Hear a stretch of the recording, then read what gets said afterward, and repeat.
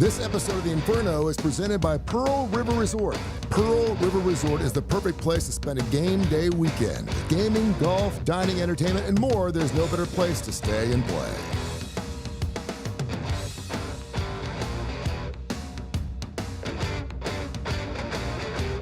Welcome back to the Inferno. Mark Ingram, yes, the UAB Athletic Director, along with our special guest. He's really not a special guest. It's his show. Trent Dilfer will join us a little bit later on the show. Andy Kennedy will also join us in the coming weeks. And we also have an underdog in the studio, a special guest, Francis, whom no one can even see until all of a sudden you realize that Mr. Ingram has a little puppy dog in his arms. Yeah, and Francis is in tow today. You know, last week was National Dog Day, and I did not bring Francis. It was National and International Dog Day. International? Yes, it was International Dog Day. It was a big day. They cleaned out the shelters. Well, Francis is German, and so international makes good sense. They call that a wiener dog, and, I like that. It's a Bahama Mama right there. The Inferno, of course, always brought to you by Legacy Credit Union. Legacy Credit Union, the official credit union of UAB.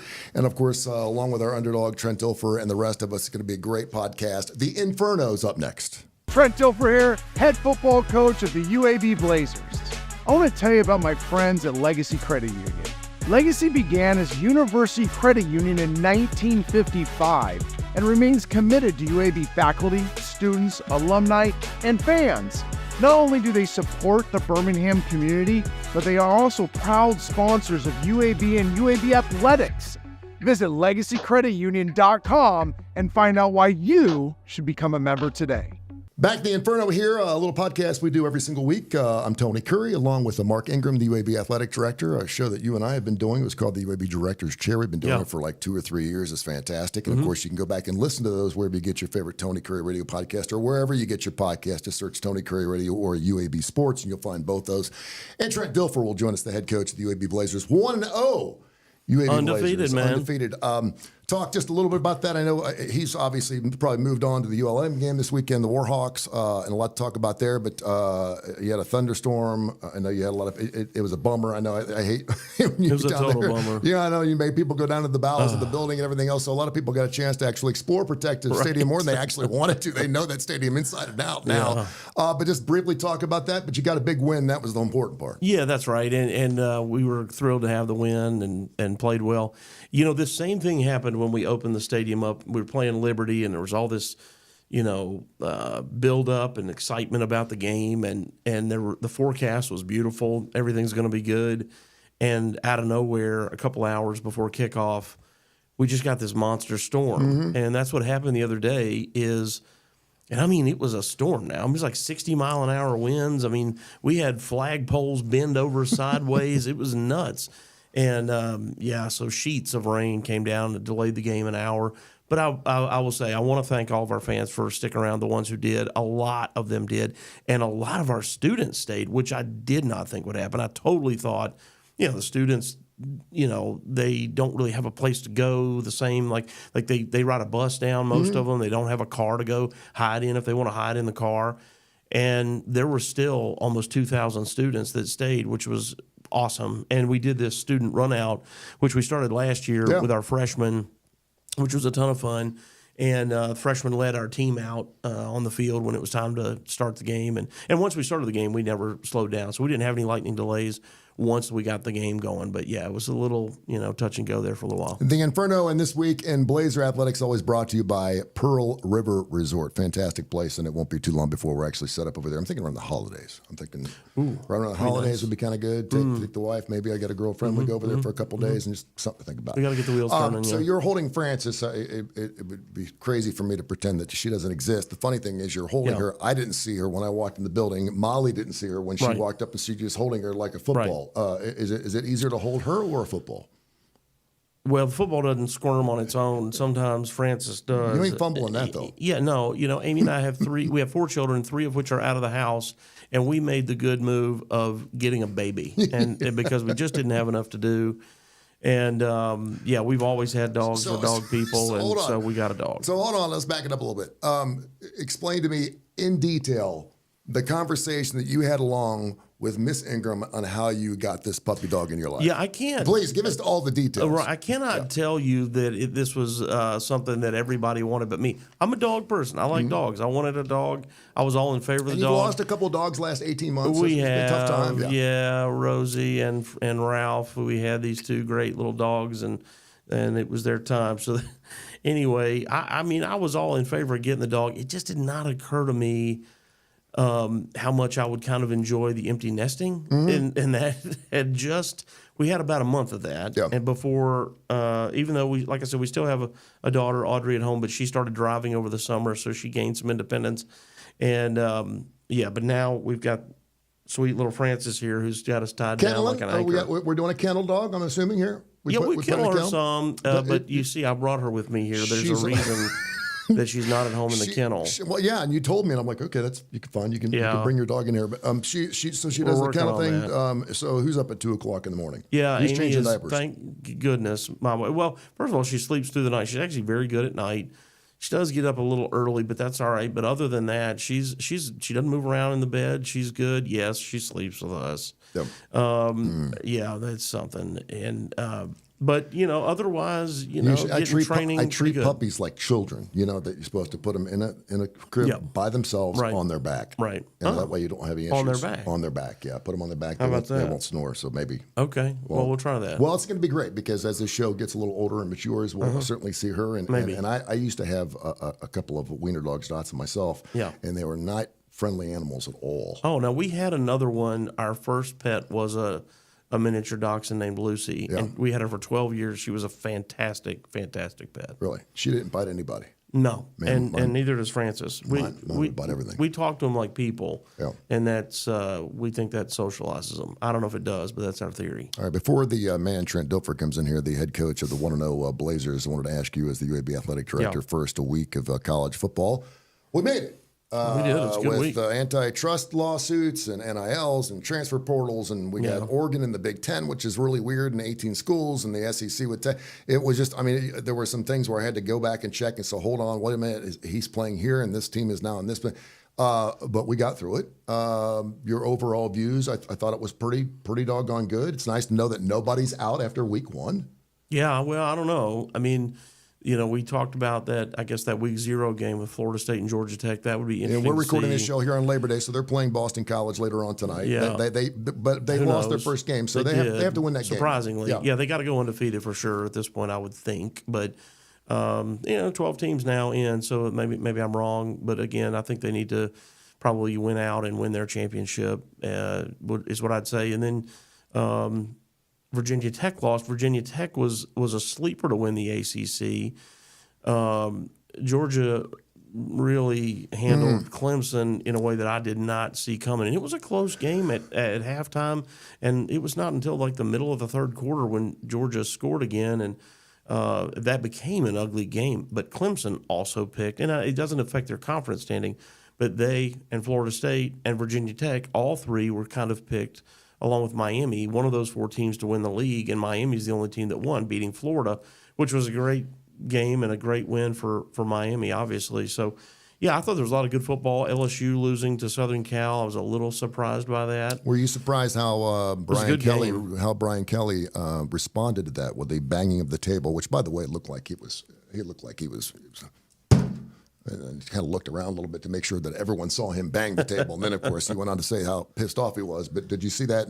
I didn't see it. Yeah, you were brought from Notre Dame to come to LSU to win football games, period. No matter how you get it done. I don't care how you get it done. W's. Right. And when you have your best players giving your best games and still lose, that hurts. It certainly does. They didn't lose to a bad team. I think Lincoln Riley's doing a great job out at Southern Cal, and this was not like some easy matchup. No, it wasn't. And they can't both win. No, they can't. And for a game that quite frankly was kind of a dud the first 20 or 25 minutes, it was entertaining to watch. They were slinging the football. Great. It was a great game to watch. A couple of games that were just really difficult to watch. Notre Dame A&M, really hard to watch. If I was in prison, I think I'd rather listen to Barry Manilow than have to watch that football game. I like Barry Manilow. I do too, but not over and over and over again. Oregon, what's going on with Oregon? I didn't know the Vandals of Idaho were that good. Yeah, and Idaho dropped back to FCS within the last 10 years. They got a payday, didn't they? They got like $1.2 million to play Oregon this Did past they weekend. really? Yeah. Holy cow. Yeah, you want to pay me to beat you up? That was kind of amazing. That's a big number. I don't know what to think. And, of course, I have a son that's going to Clemson right now. We're going semester by semester, probably based off what they do on the football field. It looks like he may not make the second semester. He was over at his mother's, and I was texting him, I'm sorry, honey, I know this is brutal. I actually had George in that game minus the 13. That line was way too high, so I'm going to take the side that looks like I shouldn't.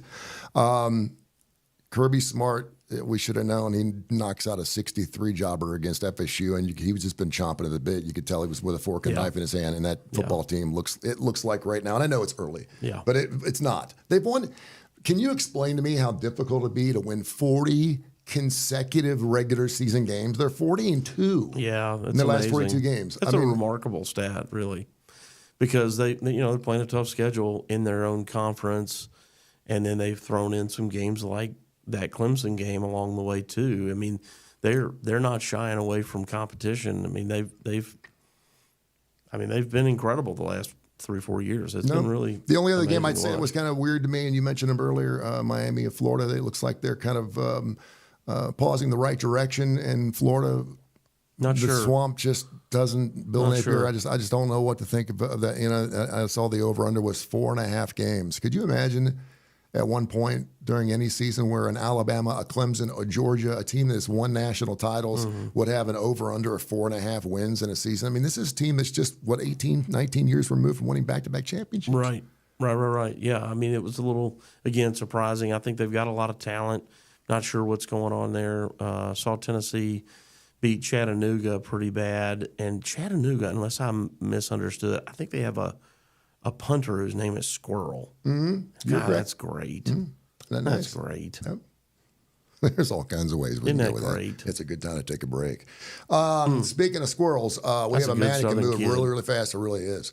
Trent Dilfer, the head coach of the UAB Blazers, they're 1-0, coming off a 41-3 shellacking of that SWAC team. We'll talk about that coming up here and what we can expect coming up this weekend. We're going to go back and visit. I hope you don't mind me saying an old friend. Yeah. An old friend. Absolutely. We can do that. An old friend over there at ULM, so we'll look forward to that. And he's going to be coming up here next. And, of course, the Inferno, smoking hot. Brought to you by Pearl River Resort. We'll be back after this. The if in life, it's a world of possibilities. If you go for a night out with friends, if you can keep an eye on your money along the way, if you know you have overdraft protection with no fee transfers from savings, when you get a low balance alert, it's easier to say yes to fun. If that sounds good, try Regions Life Banking. Stay ready for the if in life. Regions Bank, embrace the if in life. Welcome back to the Inferno. I'm Tony Curry. Mark Ingram, the UAB Athletic Director, head coach of your 1-0 UAB Blazers. Trent Dilfer joins us here. And, of course, this Inferno broadcast brought to you by Pearl River Resort. Coach, welcome to your podcast, my man. How you doing, brother? Everything good? Doing good, yeah. I see Frances is with us, too. Frances here. She's really holding it down. Yeah. She's got a lot of energy right now. Yeah, last week was National Dog Day, and I should have brought her then. So this is a retroactive it is Labor Day. I mean, that's what dogs do. It's Labor Day, right? It's the end of summer. She had a hard week. She had a tough weekend, and not a lot of energy. It's like us the day after a game. I'm getting a little concerned, to be honest with you, because it has not moved since we started the show 15, 20. Okay. She's just terrified. Make sure it's got its parvo shots and everything. I just want to make sure it's terrified. She's good. Yeah, that's not good. I can put her down on the floor and she could use a bathroom somewhere, maybe. Coach, congratulations on the big first win. Of course, 41-3.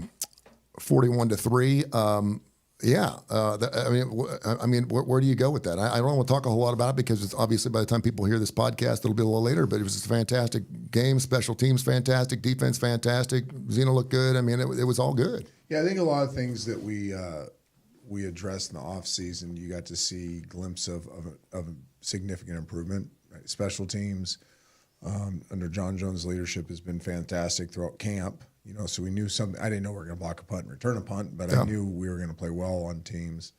For the first time in 11 years, by the way. Yeah, made two game-changing plays there. Defensively, controlled the line of scrimmage, and that's really where we got beat up last year was the line of scrimmage. line of scrimmage play was much better. I think we ended with 5 sacks, 7 tackles for loss on the defensive line. And then the safety play was another thing that we really addressed, and the safeties played at a very high level. We played 34 guys on defense, which is what we want to do. We want to play a lot of guys on defense, have depth. In this conference, you get a lot of high-tempo offenses. You play a lot of plays defensively. One of the things we recognized last year was our guys were playing too many snaps. So to be able to get rotational guys in there and play quality snaps in big parts of the game was important for us. Then offensively, we were kind of We had good field position. So the first drive was really nice. Take it 10 plays or 11 plays, whatever it was, and punch it in. I think that was a highlight of the night offensively. But turning it over, not converting in some downs, we felt like we should have converted on, not run well when they knew we were going to run it. Like, we ran the ball well on yards, but we didn't run it to my expectation when we needed to run it, and they knew we were going to run it. The sign of a really good running team is you can run it when they know you're going to run it. And I thought we were okay throwing the football. Receivers didn't play extremely fast. I thought Jacob was kind of iffy early on, but settled down really nicely. So a lot of room for improvement. It's nice to be able to coach hard after an opening victory. What kind of prep goes into getting into a game like that and then having a rain delay? I hate rain. By the way, I hate rain delays. I know we have to say They're people. hard. We've been having thunderstorms for the beginning of time. I don't know why all of a sudden we have It to was take a like break for an Noah hour and a was half coming. because something's within 20 It miles. wasn't a drizzle, man. It was like, I don't care. I mean, I've been in tornado games. It drives me crazy that we have to stop the world for an hour and a half because something strikes 25 miles away. Anyway, I'm glad regress. it happened early. Yeah. At least we didn't start our 75-minute routine, which is really, there's a 90-minute warning. Kind of the clock starts at 90 minutes, but really our routine starts at 75 minutes. And we were able to have the delay before the 75 minutes. So our kids basically just hung out in the locker room. They had a couple quick little reminder meetings, but they listened to music, hung out, kept it pretty loose. And then we're able to kind of go into that mission mindset with 75 minutes out and not get delayed again. So that was fortunate for us. And I thought they responded well. We did not respond to our 2 delays last year very well. Yeah, I remember. Yeah. So it was nice to respond well. The Inferno brought to you by Pearl River Resort. He's the head coach of the UAB Blazers. Trent Dilfer, UAB athletic director, Mark Ingram, on Tony Curry. I hear something every year about this time of the year. We set a record 26 teams this Saturday scored 50 or more points. 34 teams scored 48 or more points. One team, Abilene Christian, scored 51 and lost to Texas Tech 52-51. And so you see this a lot where a team will get up really early, and UAB obviously did that, and then you like to sit guys and get a lot of guys playing on defense, this, that, and the other. And that's great. But I always hear, well, that way they don't have to show their playbook. I always hear, well, that way we didn't see a whole lot from them in the second half because they didn't want to show too much their playbook. How much of that is true? And do you go into a game, into a SWAC team, you're favored by 26, let's be real, you should win by 26. Do you look at this and go, I hope we don't need to look at these, and I hope we can just get it done with this? And how often do you change that and deviate that? Yeah, it's actually a great question. We do exactly what you said. We had our hope to win with game plan. We had our, if we need stuff, we'll pull it out game plan, and then we had the holy crap, we didn't play very well, we're going to come back game plan. Yeah. We build those every week. We carry a lot of volume offensively, a lot, like more than most NFL teams. We ask a tremendous amount from our offensive players to learn. Sometimes it is a problem. Like we know it can be a weakness if they don't grasp it and they're playing confused. But yeah, there's stuff that we have been practicing for ULM for quite a while that was in this game plan, but now will be carried over for them because we didn't have to show it. But I think most teams do that. I think you do. I guarantee Ernest Hill, the defense coordinator for ULM, when they had that 2-score lead, didn't run some defenses that he saved for us. Yeah. I think that's the kind of the today chess match. Today's a Monday. It's a game plan day. We're in offices all day long looking at film and grinding and developing game plans. And that's part of the chess match is, okay, what did they not show? What can they do from this, structure? What have they not seen us do? What have we set up with stuff we run? So even if they're listening, this is not a surprise. I mean, this is how it works at all levels. And then the one thing that I do, and I hope they're listening, is I will purposely run things for the next opponent to have to practice to set things up in the game because I know how they have to respond to them. So there you go. We ran 5 or 6 things that we kind of now know exactly how the next team will respond to those things. Therefore, we have a tactical advantage for what we want to run. So they have two choices. They can sell out on the thing, or they can play really passive to play the thing. And either way, we feel like we're in a winning stance by doing so. Well, hopefully we'll have to get that holy crap book. I don't ever want to see Yeah, the holy I don't crap like that. book. That's a bad one. That one came out too often last year. That was amazing how many times we called those plays last year. It's like, I really don't want to call these plays. Dang it, we're calling these plays again. Is there anything beyond the holy crap book? Yeah, no, that's the... hit the golf course again playbook. Yeah, a good storyline, and we know this. Bryant Vincent, of course, the former interim coach here at the UAB Blazers, of course, spent 4 or 5 years here and went to New Mexico. He is the ULM head coach in his first year there, and kind of cool because I know there's a lot of Blazer fans that really appreciate what he did for Blazer Nation, but now it's time to go and knock his teeth in. Well, and there's others too. Right? There's 18 total coaches or players on ULM's coaching and player roster that are from UAB.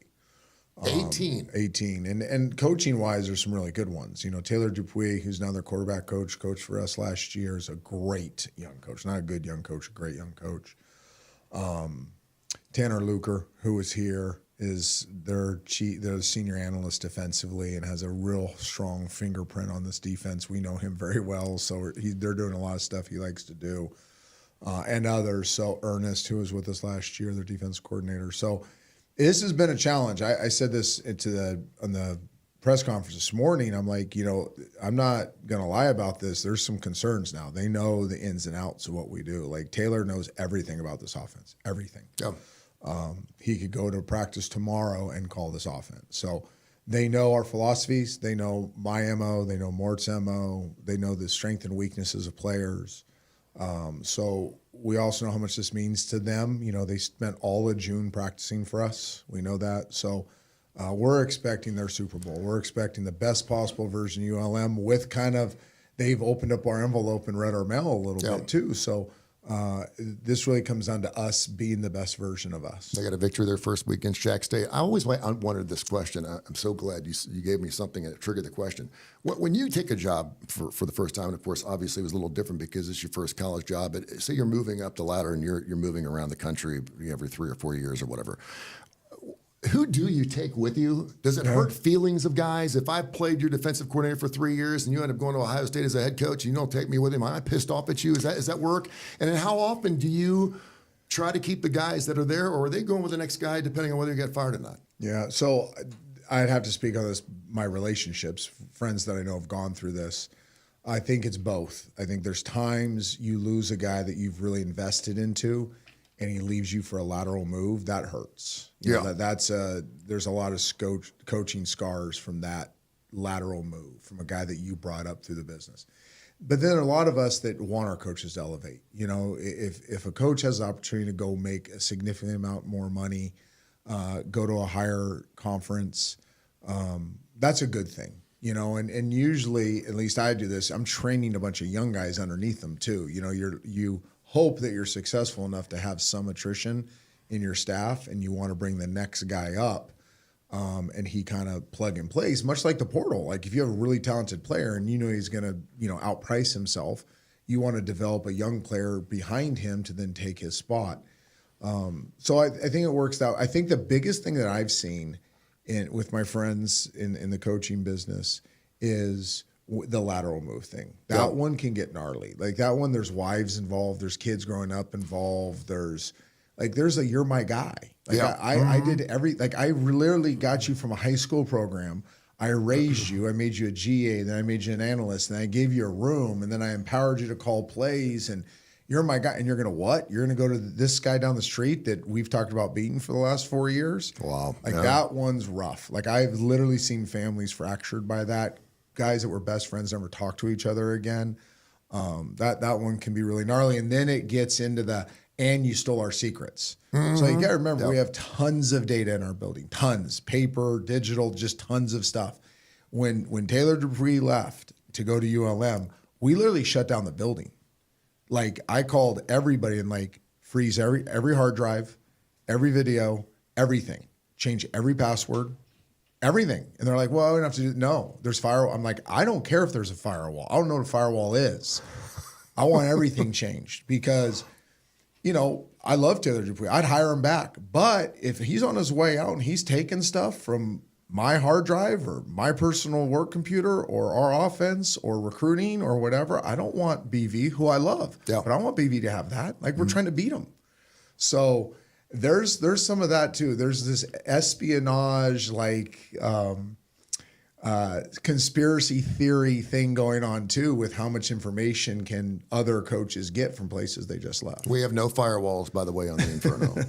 No, but it's a good thing you got one in your house. It is. Coach's Corner brought to you by Pearl River Resort. A very short break, then we're getting to the hot topic. We're going to the grill. We're doing the show on Labor Day. We're going to talk about what kind of meat Trent puts on his grill. Okay. He's going gas or charcoal. Okay. All right? We'll do that next right here on the Inferno.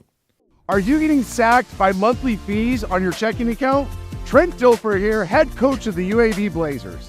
Legacy Credit Union's everyday checking account can get you back in the game. No minimum balance, no monthly fees, and get paid up to 2 days early. Check out legacycreditunion.com for more information and apply today. Legacy, the official credit union of UAB.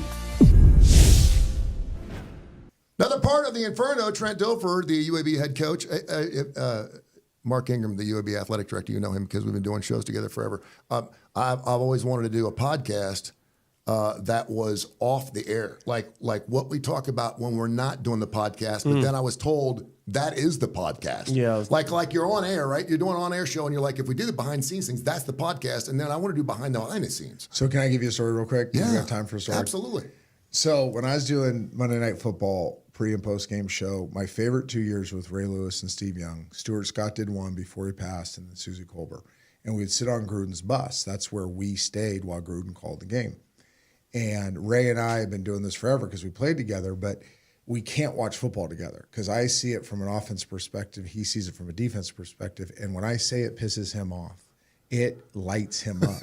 Because all I ever see is, I would have taken advantage of you there. Oh, you look at you took the cheese there. And he's, I just knock your face and I'll run to the ball. And that's chicken crap. You can't run that stuff. And so we'd sit in the back of the bus where the big TV was. And finally, I told Steve, and it was me, Steve, him, and Stuart would kind of be up front, and there'd be a producer or whatnot. I got a little crowd in the back. I'm like, I can get Ray out of here, Steve, if you want. He's like, yeah, we need more room back here. Because Steve would like to take a nap. Like Steve Young, he's like 80 years old, it seems like. And he'd lay on the bed and take a nap and work on his phone. I didn't get him out here easy. So I just started talking about offense all the time and how much better offense is than the defense. And he would steam up to the front of the bus. And then when there's a great defensive play, he'd run back and start talking crap. And our producer, Matt Garrett, who does Game Day now, Matt goes, this would be the best show on television. He's like, if you two could, all of you could just control your language. This was pre-Pat McAfee. Yeah. Now, we could do this now. Oh, yeah, he says whatever he Pat wants. has kind of said... Dude, Nick Saban dropped an S word in it. Oh, I my think it God. was set up. The dude, I couldn't believe it. I think it was set up. It was So funny. now we could do it. But like back then, we're like, this would be the best show. People have no idea. Like, this game is going on. But behind the scenes are two Hall of Famers and some scrub me just getting after each other on what's going on in the game and arguing and talking about the post-game show. I'm going to make you look stupid on this highlight, blah, blah, blah.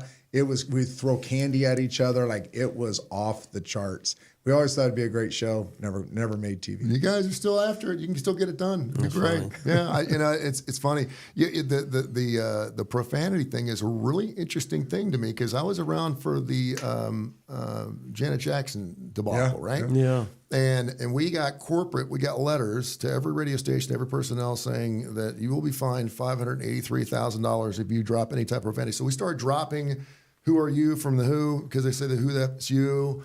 We couldn't play Van Morrison's Brown Eyed Girl because he talks about making love in the green grass behind the stadium. We couldn't play that. I was like, "Are you?" So I mean, every song that had hell, damn, whatever, we had to cut all that stuff out. And I was like, "What in the world are we doing here?" Because I mean, half the classic rock catalog we play had something in it. You know, you can't talk about. I mean, Life in the Fast Lane. I mean, there's a million songs. And so then I see, Pat, and I realize that you have a disclaimer, and that sets you off a little bit, and people can leave you alone. But Can we have a disclaimer here? We put a disclaimer on the screen, and we say whatever we want? Well, no, but Is that what that means? this is a podcast. We can do whatever we want. We're not regulated by the FCC, unless they would run it on a radio station. We're just trying to make it a family I can show. do or say whatever I want, on my podcast. On Right. your podcast, you can as long as you allow me to do so. But it is interesting because Pat has kind of opened up, and I was really surprised. Now, Nick has dropped an S-bomb a couple of times on Hey Coach when he was on scene, like at a Buffalo Wild Wings or a Victory, whatever. And so I laughed. I thought it was funny, but I was kind of like, wow. And of course, I think Kirk Herbstreit said it best. You just broke the internet. Yeah. But hilarious. No holds barred now. No doubt. Great stuff, my man. Appreciate you. Good luck to you and your staff against La Moreau this week. Look forward to starting. So that's the the season hot. I totally hijacked the hot topic. no, I'm just getting through this part here. Now we can go to the hot topic. You want to go? And again, this is your show. We can go as long as you want. But I do want to ask you. I was a gas guy forever. I'm not doing this primitive. I must have charcoal and I must go out and kill my own food guy. I'm BS. I mean, I like gas. I like it quick. I like to get in, get out. I don't want to spend the whole day over a hot grill. I don't. Unless I'm with a bunch of people I don't want to be near and I'm just getting drunk on my own, right? Yep. So I went charcoal, and then we mentioned, we were talking about Francis here, the puppy dog, and then I mentioned the fact that I had goats. We talked about goat yoga. I don't know how we got into that. And I mentioned that I had goats for a while, and one of the goats got into my charcoal grill, knocked it over, and almost set my house on fire at 2 o'clock in the morning. It was a 3-alarm fire. Firewall. It was bad. I mean, my neighbor hadn't come over, firewall. The house was going to go up in flames. And so I wanted to know, because it says a lot about a guy and whether he's gas or charcoal, and was willing to tell the truth about it. Yeah. And second of all, are you, because I know some guys that are grill guys that they'll go to another dude's house and like mess with the grill. And I'm like, that is just, you don't do that. Yeah. You ask if you're going to go to the man's house and are put in some type of grill duty, you ask the man of that house or the griller of that house, is there a way you want me to operate your grill? Yeah. Like you don't just There's jump protocol. in. Yeah, you don't just go and touch another man's grill. You don't. Without permission. So that's number one. My answer would be both. I have a little Weber that I use for charcoal.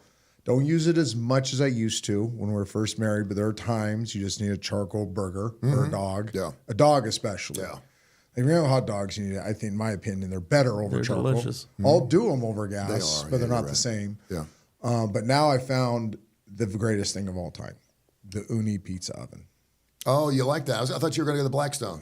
So we've done the Blackstone. It's great. I'm pro It Blackstone. looks like it's a pain to clean up. Is it a pain to clean up? It's a little bit. Yeah. It's also not a grill. You know what I mean? It's not a true It's grill. Waffle Like a House. griddle. It's Waffle Yes, House it's in a the backyard. griddle, Yeah. which I appreciate. There are things it's great for. Like we do brunches and stuff like that. Yeah, but you can make like eggs and stuff. Yeah. But I'll tell you this Uni pizza oven. One, I'm a huge making my own pizza guy. Like I have gone from, on a scale of 1 to 10, I started as a 0.1. I was literally terrible, the worst, destroyed pizzas, but said, I'm going to get good at this. So my son-in-law, it's become our thing. We're actually thinking about doing a show one day on making pizzas. Nice. We've gone from a scale of 1 to 10. I bet you we're good 7 5s to 8s now. Like we're doing some gourmet pizzas. I can cook the edges perfect. The crust is perfect. We figured out the secret. Take me back. Is this the thing that just makes pizzas, right? It's just No, well, I'm getting to that. Yeah, okay. So what it does is it goes from about 1,000 degrees down to whatever you want it to be at. Yeah. Is this electric? Yeah, it's gas. Oh, it's gas. Yes, All right. gas. All right. So now I have a wood burning one too. I have both. So I have the Uni that uses the wood that has the gas connection, and then my vacation home I only have the gas. So what we did this summer was I'm like, you know what? I'm going to start doing other things on this because there's a grill plate, like a black, what do they call is, come on, everybody knows what I'm talking about, the black iron skillet. Yeah. Thank you. The black iron skillets. And I have a few of those. I've done seared ahi tuna. That is, I'd put up against any place I've ever eaten seared ahi in America. How about that? Okay. We do big steaks. You can't do little steaks. You gotta have some because it's 950 degrees, and you put the skillet in there, and that thing you laser it, and it's 950 degrees. It absorbs all that heat, and you throw like a big old ribeye on there for about a minute to 90 seconds each side, and you'll get about a 1/4 inch crust. Isn't it great? Oh, yeah. With it medium rare on the inside, warm but really pink. Man, I literally take that thing off, so it's 90-90-ish. Take it off, cover it with foil for 5 minutes or so, let it keep cooking Let it inside. cook, yes. Slice little things, and you have a crusty, What are we doing medium tonight? rare. Oh, you're talking. Then I do the ahi for appetizers. And then if I'm feeling really frisky, I'll get some pizza dough that we froze because we make homemade pizza dough. My son-in-law really makes it. He's the best at it. Then we freeze it. If we just want to do like a couple pizzas, like late night pizzas, I'm the pizza maker and I'm the pizza cooker. And then we'll do 10 o'clock with, a few cocktails in. We'll bring out some specialty pizzas. We made dessert pizzas. So the uni gives you a lot of flexibility. That's and fun. I still have my grills, still use my grills a lot. But like if there's going to be a night where I'm kind of trying to be the gourmet here and entertain a lot of people, it's the uni. Green egg?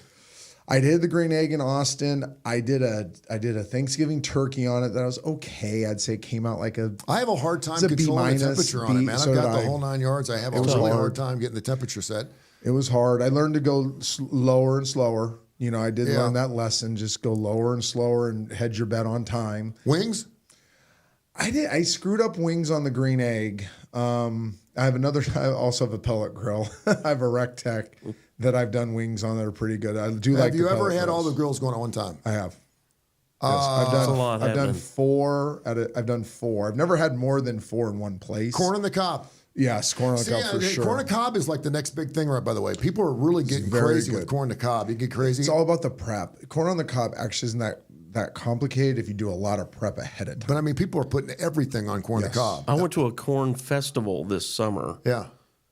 at this person's neighborhood. It was massive, and they had all this corn. Yeah. And it's just hilarious to That's watch all they all eat. these people walking around with sticks of corn. It's not that good, but Well, everybody it's messy was too. It's I don't know. It's just weird. yeah, in your teeth. it's not something I want to do the State Farm thing. I certainly wouldn't do it on a date. But Right. What, Right. I like I got a corn, friend of mine who's but a not master at gnawing it. jalapeno poppers. He can do the poppers. So I haven't done those. I will say this thing that never gets talked about enough with grilling is how much hair I've singed off my arms. How many burns I have. Eyebrows. The pictures that they took of me this summer with flour all over me, hair singed, sweating. I'm bald, so my head just starts pouring sweat. A little bit. Like your guys' head sweat, but your hair catches it. Yeah. I don't have anything to catch it. So it's just pouring down my face. My shirts are destroyed. Like I look like a disheveled piece of what on the grill, but I'm in it now. And you said something earlier. My wife is going to crack up if she listens to this. It's my way of escaping big groups. Yeah. So when we entertain 15, 20, 25 people, it's my way. You're out there. And I have an excuse. I don't have Give to me a talk minute. about football. I don't have Right. to talk about parenting. I don't have to talk about grandparent. I don't have to talk about any things. I get to go grill, have a cocktail or two. I'm with you, dude. And just get lost. And it is my happiest place in the summer. I'm with you too. Finally, brats. solid. Are you in the brat thing? Do you brats? I do brats. I don't do them as one of my dear friends is Trent Baalke, the GM of the Jaguars, and he's from Wisconsin. And he did brats at my house in San Francisco one time.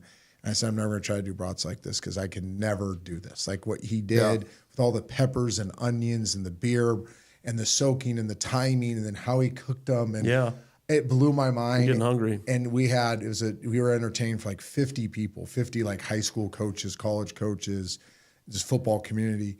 And he came over. He's a GM of the Niners. He put a bib on. He never talked to one person. And he did brats and dogs for like 4 or 5 hours. That's not including the prep. And people are like, this is the best brat I've ever had in my life. So I'm kind of like, unless Trent does them, Trent Baalke, I'm not going to try Have you those. ever seen a white brat? Yes. See, and I've tried to show people, and they think it's the most disgusting thing. No, it's amazing. That's what I Met? was raised up on. They're amazing. love They're my those. favorite. Is that Queen City- Metwurst? What is? There's knockwurst, there's Metwurst, there's bratwurst. And the They're all the bratwurst, the worst. white ones, you get Queen City, you can order them. Oh, Best Cincinnati. brat. Once it pops, it's They're time to pull off. fantastic. And it's unlike any other brat. People look at me and like think I'm crazy. I was growing up on those. We'd eat those 4 to 5 times a Well, day. that's what Trent did. And that's why people were blown away. I love it. God, we're going to have to get some We can brats. talk barbecuing all day. No, I want to get better, though. I feel like I'm a B- overall, and I feel like I need to go to my grave as an A. Yeah. You got work to do. Yeah, it's a buck. It's like I want to go like what's it? Intern. What's it called? You shadow or apprentice. Yeah. I want to go be like an apprentice for one of these unbelievable grill masters because I follow learn these some grill stuff. masters on Instagram, And in my 12 minutes a day on Instagram, I bet you it's dogs, funny reels my family sends me, and grilling. Those Dude, are the you know three how they got things. caskets? You know, in caskets, they open the front and they can keep the. They should do his casket with a Blackstone at the end. That'd be dope. Or you can open the I'd top have my and uni. say, and then pick up a brat or something on the way through the line. Yeah, but it'd be an uni. I'd have my pellet in the Since front. you were talking about dining. Yeah, my uni in the back, and then I'd be framed kind of on the Weber. Because I grew up on a Weber, so I will always have a You Weber. should start your own Blazer grill called the Inferno. I'm just telling you right now, if we don't sell an Inferno, Talking about it. selling some grills. pizzas, we got Why don't we have a something lunch in Why here? don't we have an NIL deal with talk about with it. some grill companies? It's out Come there. on, It's out Ingram. there. Gotta work on that. Gotta get our He's wheels got turning. himself a little puppy dog. Take care Yeah. of you. Hey, wait. Hey, it's all right. It wake you up there. happening? Yep, well. All right, till next week. This is the Inferno. Thanks for listening. This episode of the Inferno is presented by Pearl River Resort. Call on an early weekend and head over to Pearl River Resort, where it's always no work and all play at Silverstar, Golden Moon, and Dancing Rabbit Golf Club. And be sure to catch the big game excitement at Timeout Lounge.